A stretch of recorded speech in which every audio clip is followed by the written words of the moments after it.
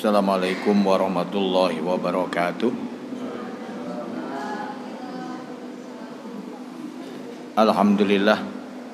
Alhamdulillahi rabbil alamin. Wa bihi nasta'inu ala umuri dunya waddin. Wassalatu wassalamu ala khatamil anbiya'i wal mursalin wa ala alihi wa ashabihi wa man tabi'ahum bi ihsanin ila yaumiddin. Rabbi shrah li sadri wa yassir li amri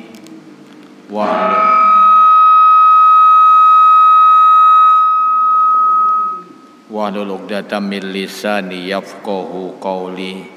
Rabbi zidni ilman nafi'a warzuqni fahman wasi'a, amma ba'du. Pertama, marilah kita panjatkan puji syukur kita kehadirat Allah Subhanahu wa ta'ala yang telah melimpahkan rahmat serta hidayahnya kepada kita semua, sehingga pada saat ini kita bisa menunaikan kewajiban kita sholat maghrib berjamaah di masjid kita tercinta ini, yang kita lanjutkan dengan belajar bersama. Shalawat dan salam semoga tetap selalu terlimpahkan kepada Rasul Muhammad sallallahu alaihi wasallam sebagai suri tauladan kita yang telah diutus oleh Allah Subhanahu wa ta'ala untuk menyempurnakan akhlak manusia, untuk mengentaskan manusia dari zaman kesesatan menuju zaman yang islami. Jamaah yang dimuliakan Allah, kita sekarang sudah berada di penghujung dari bulan Rajab.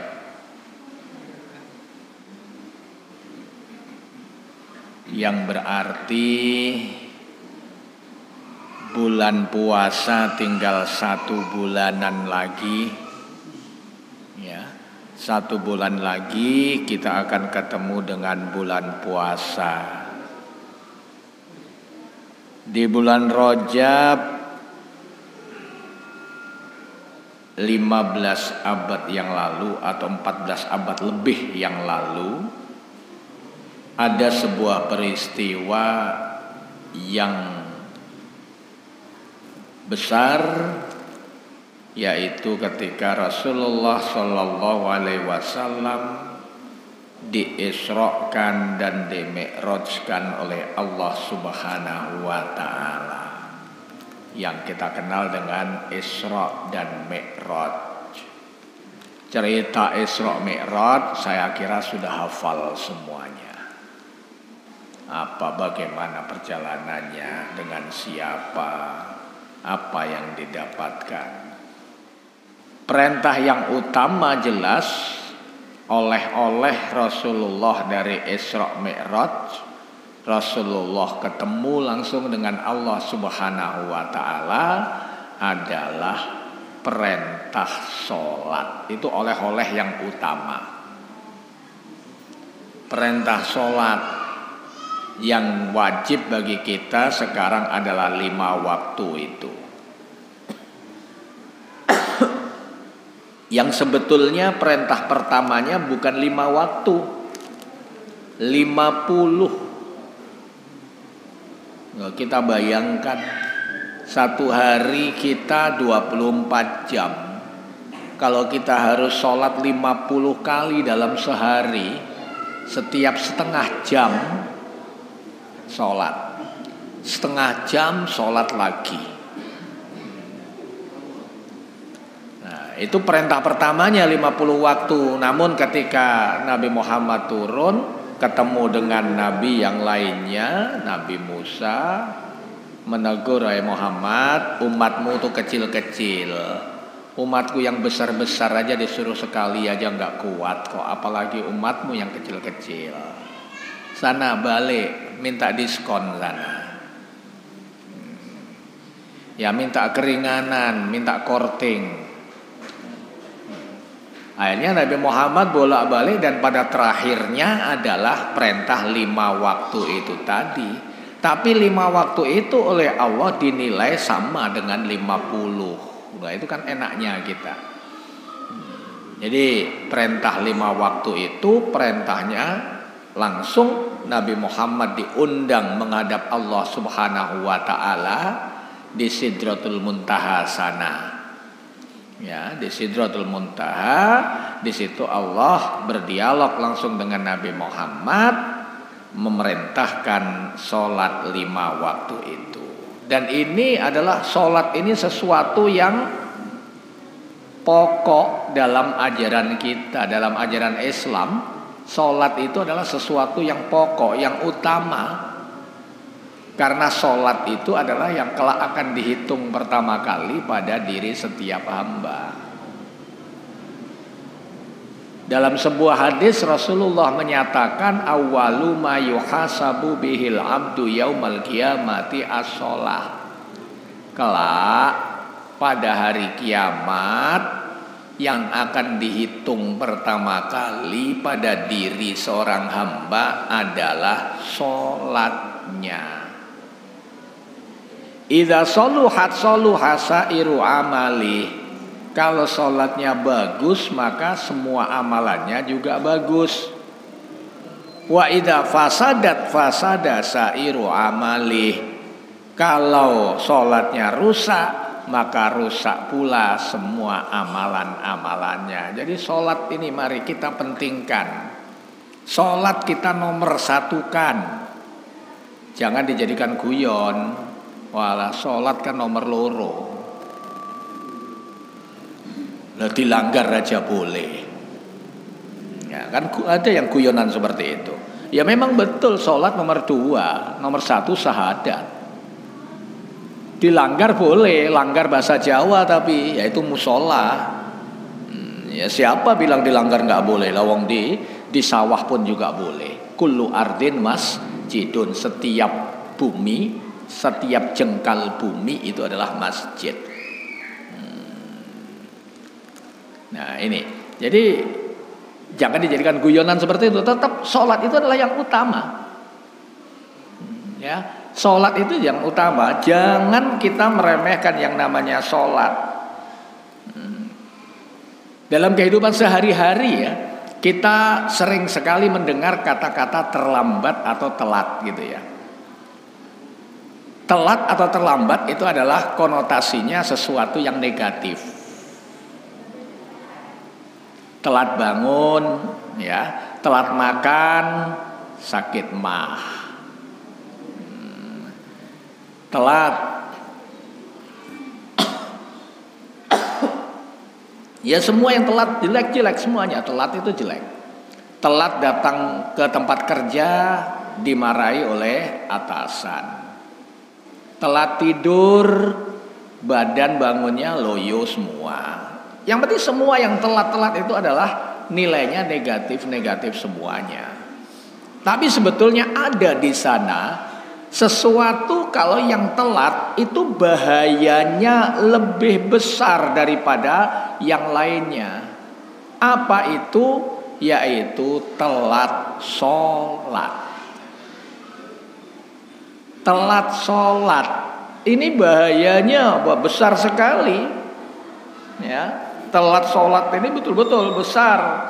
Sehingga Rasulullah dalam sebuah hadisnya yang diriwayatkan oleh Imam Muslim, di situ diantaranya Rasulullah menyatakan, anna Rasulullah sallallahu alaihi wasallam ra'a fi ashabihi ta'akhurun faqala lahum taqaddamu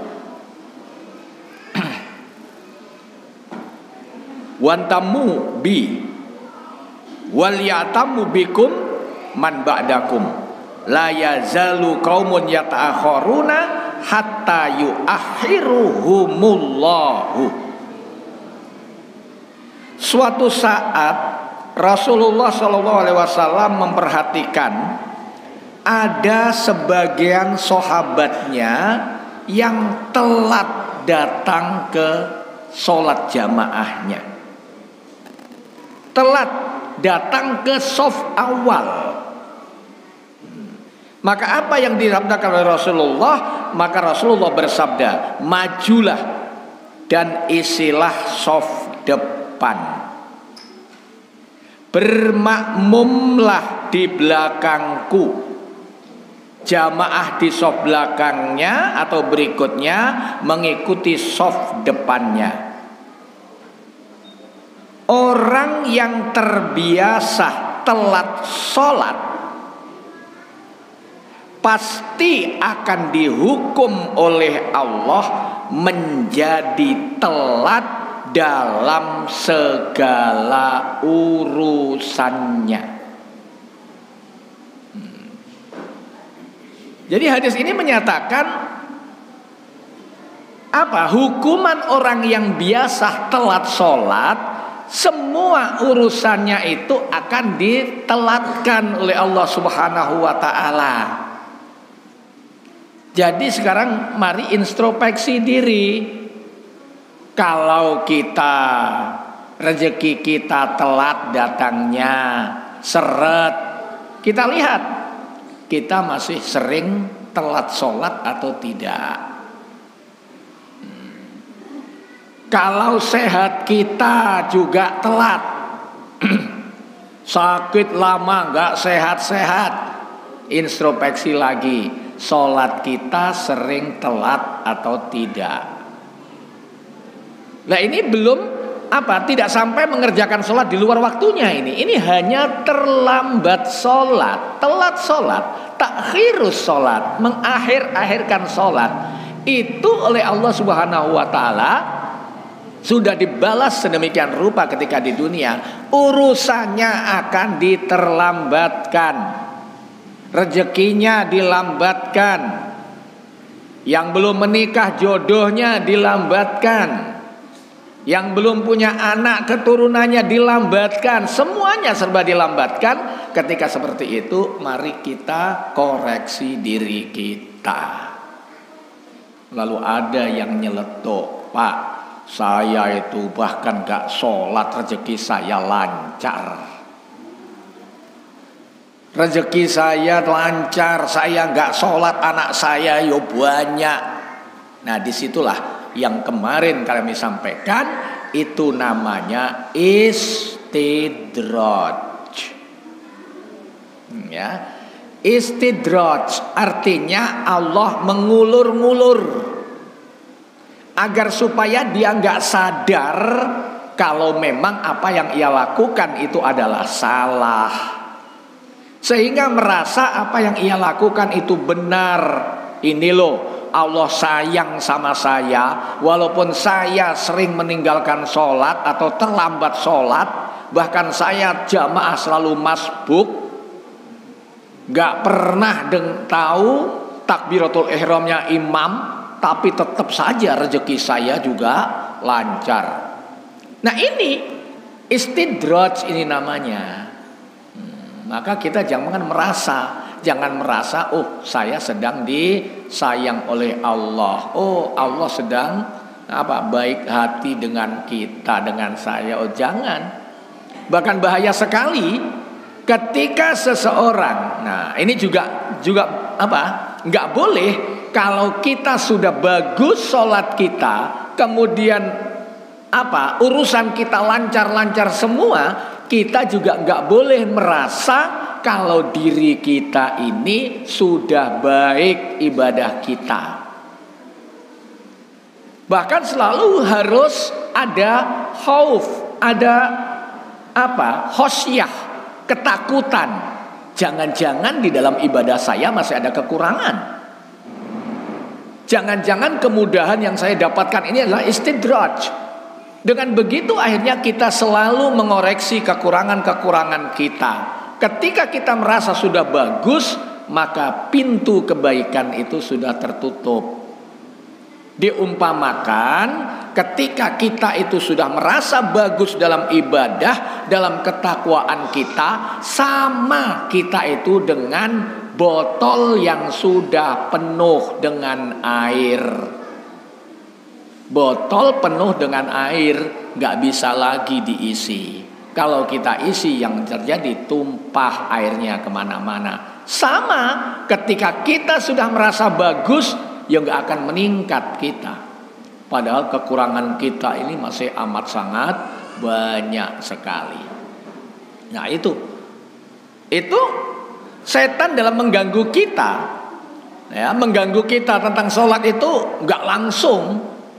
Ya, ketika kita sudah rajin sholat itu nggak langsung kita diganggu supaya meninggalkan sholat. Oh enggak, pertama bertahap dulu. Pertama diganggu apa? Yang tadinya biasanya sebelum adzan sudah di masjid, nunggu adzan baru berangkat. Sudah begitu, berikutnya diganggu lagi, nunggu iqomat baru berangkat. Akhirnya diganggu lagi menjadi masbuk, terlambat 1 rakaat. Lama-lama diganggu, akhirnya apa? Lama-lama jamaah ditinggalkan. Akhirnya sholat sendiri di rumah. Sudah sholat sendiri di rumah, masih diganggu lagi, lama-lama meninggalkan sholatnya. Itu misi setan. Jadi nggak langsung, tapi setahap demi setahap. Maka kita semua harus mempertahankan. Ketika ibadah kita sudah bagus, sholat kita sudah bagus, jamaah kita sudah bagus, maka itu kita pertahankan. Jangan sampai merosot. Al-imanu yazid wa yangkus. Iman itu kadang naik, kadang turun. Yazid bi itaatih wa yangkusu bi maksiatih.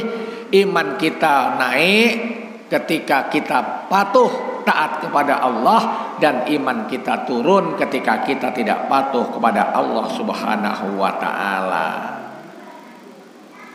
Nah itu dampak duniawi. Dampak duniawinya seperti itu. Lalu dampak ukhrawinya, akhiratnya bagaimana? Kita bacakan sebuah hadis lagi yang diriwayatkan oleh Abu Dawud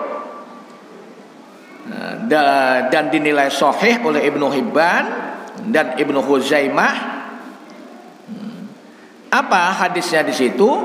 An Aisyah radhiyallahu anha qalat, qala Rasulullah sallallahu alaihi wasallam, la yazalu qaumun yata'akhiruna 'anis shaffil awwal hatta yu'akhirahumullahu finnari.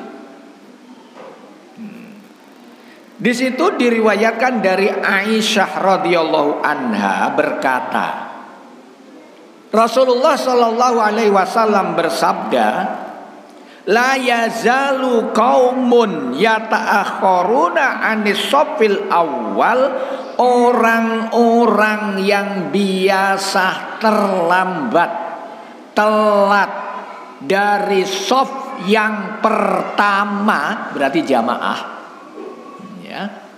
Dari shaf yang pertama dia akan ditelatkan untuk keluar dari neraka.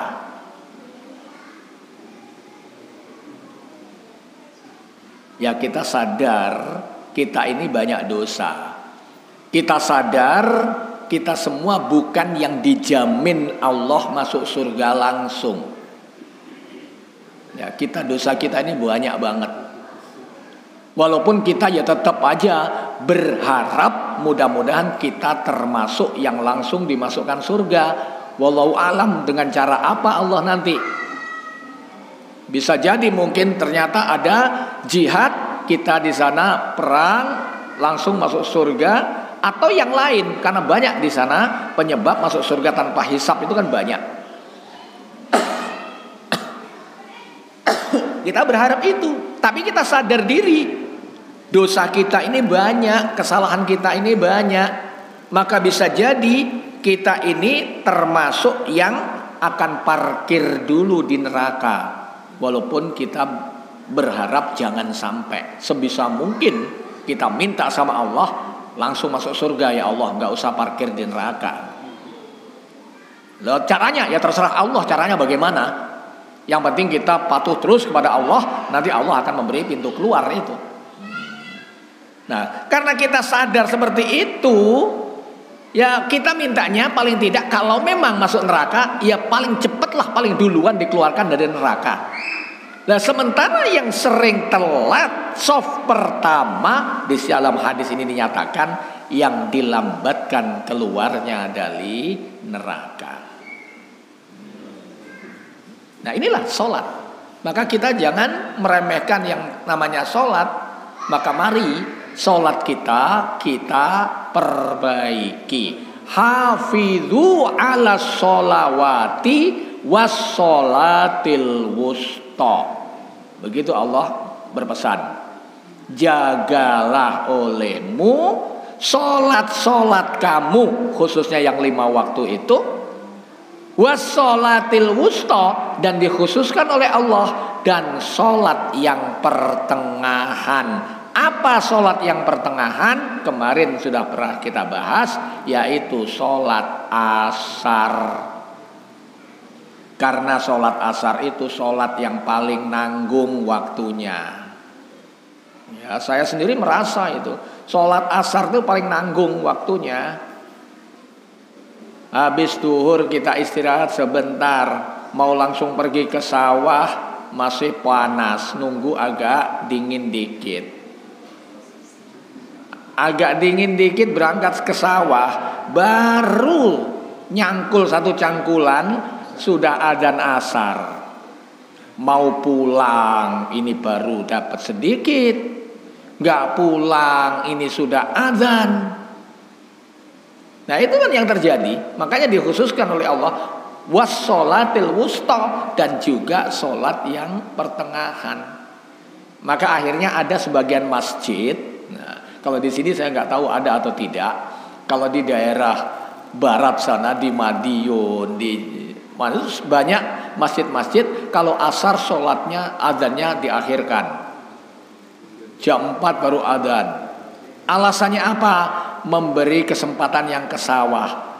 Tapi ternyata ketika asar dikumandangkan adzan, yang adzan dia, yang iqomat dia, yang imam dia, yang makmum ya dia. Ya artinya ya nggak ada faedahnya diundurkan. Itu sia-sia saja, mengundurkan sia-sia. Nah inilah.